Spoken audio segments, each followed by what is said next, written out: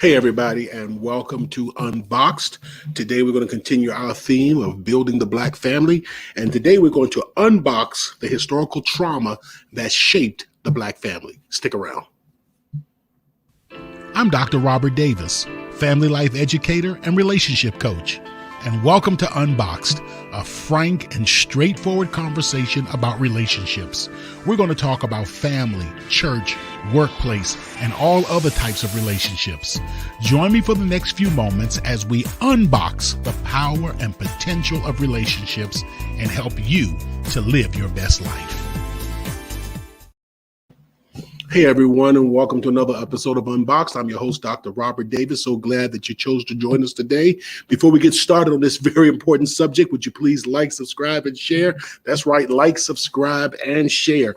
Okay, y'all, we're going to jump right into this. We are continuing our journey to understand how to build the Black family. How to build a Black family, because the cornerstone, the foundation of the Black community is, in fact, the Black family. And so for the past few episodes, we talked about the historical realities that shaped the Black family and the emotional and psychological impact that the trauma of just being a Black person in America has had on the way the Black family functions. The last 2 days, we talked about how Blacks suffer from white supremacy. It is a reality. Many Blacks suffer from white supremacy. And we went over some steps to identify and to remove white supremacy from our families, from your family. And so go back and watch the last 2 episodes, get some really good stuff about how white supremacy rears its head in the Black family. Today, I want to talk about what shaped the Black family, the African-American family, and I want to talk about something called moral injury. And this not only talks about the Black or the African-American family, it's talking about the American family as a whole, whites and Blacks. Stick with me. Moral injury. Moral injuries. We continue to talk about Black white supremacy as we continue to talk about the historical realities that shape the Black family. We'll talk about something called moral injury. Well, what is moral injury? Moral injury refers to an injury to an individual's moral conscience and their values. In other words, their emotional and psychological welfare. It refers to an injury to an individual's emotional and psychological welfare that results from an act of moral transgression, which produces, catch this now, profound moral disorientation. Dr. Joy DeGruy, in the book Post-Traumatic Slave Syndrome, America's Legacy of Enduring Injury and Healing, in chapter 2, I want to read something that she says. She says, during the past 500 years, Europeans have spent significant resources to prove Africans and those of African descent are inferior.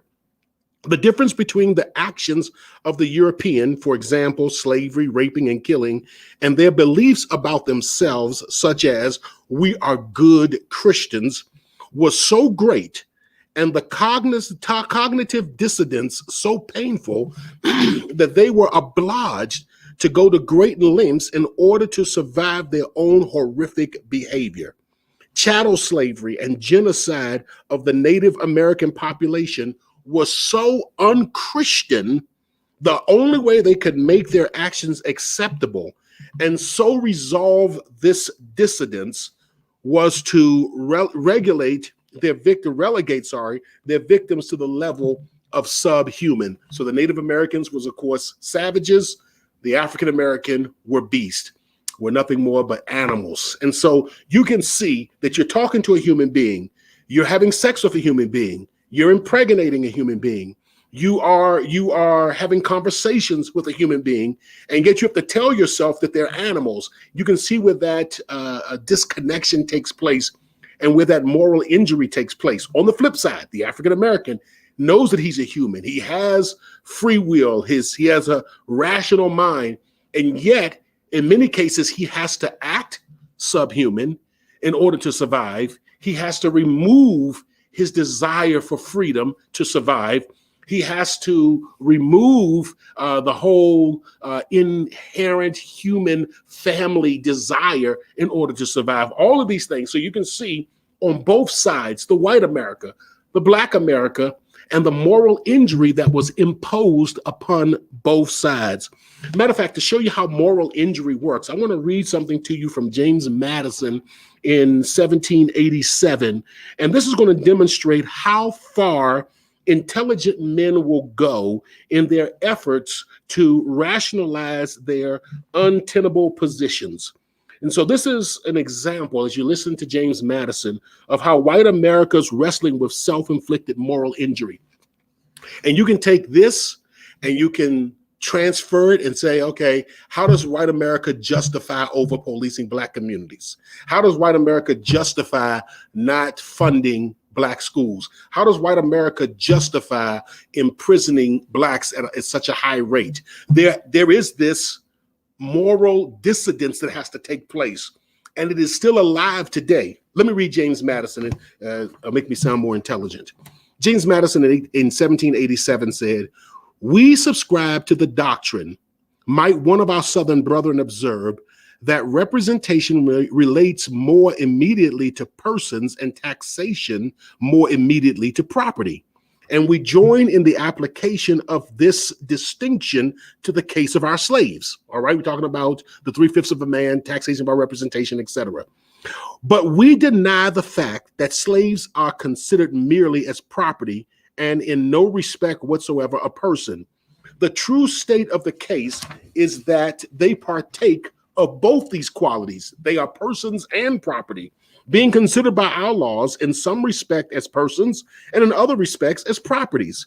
In being compelled to labor, not for himself, but for his master, in being venerable by one master to another master, and in being subject at all times to be restrained in his liberty and chastised in his body by the capricious will of another, the slave may appear to be degraded from the human rank and classed with those irrational animals which fall under the legal denomination of property.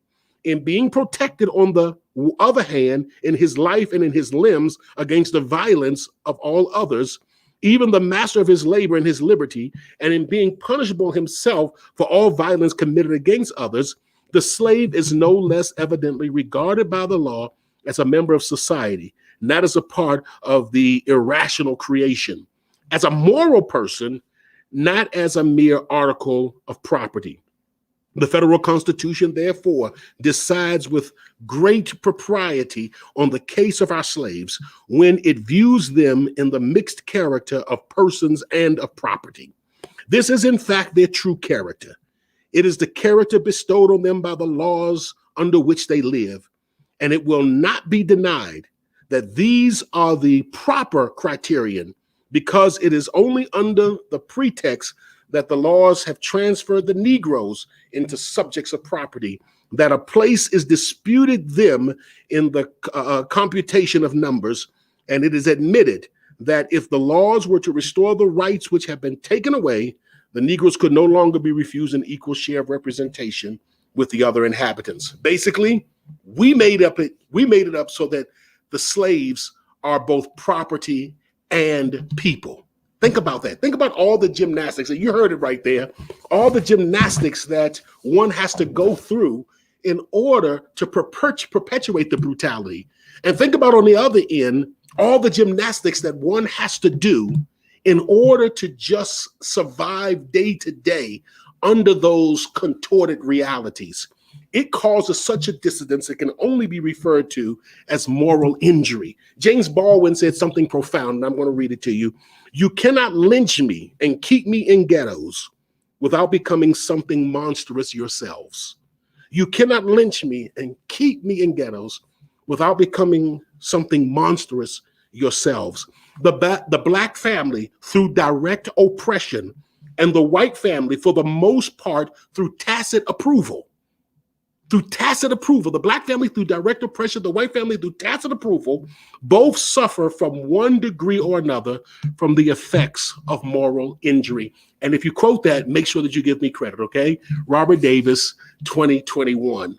The Black family through direct oppression and the white family, for the most part, through tacit approval, both suffer from one degree or another from the effects of moral injury. That is how the Black family was formed. That is how it was shaped. And unfortunately, that is how it currently functions. All right, got to stop now. Tomorrow, we will begin our conversation about how we move beyond post-traumatic slave syndrome, moral injury, and to become healthy, functioning families. So tune back in tomorrow. Make sure that you like, subscribe, and share. And until then, have a wonderful day. Seasoned with Grace, Unboxed also provides healthy relationship training and leadership development for businesses, churches, and community organizations. For a free consultation to discuss your team's needs, please contact us at our website at swg-unboxed.org. That's swg-unboxed.org.